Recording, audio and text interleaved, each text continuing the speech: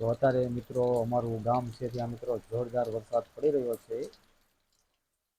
આજે ફૂલ આગાહી છે તમે જોઈ શકો છો.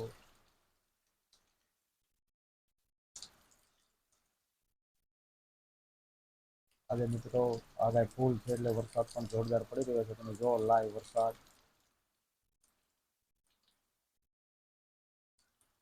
બપોર પછીનો મિત્રો અમારે એક ધારો વરસાદ ચાલુ છે.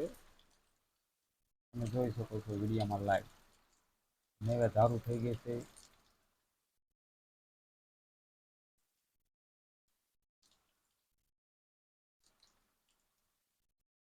છેલ્લા મિત્રો 3 કલાકથી અમારા ગામમાં વરસાદ ચાલુ છે.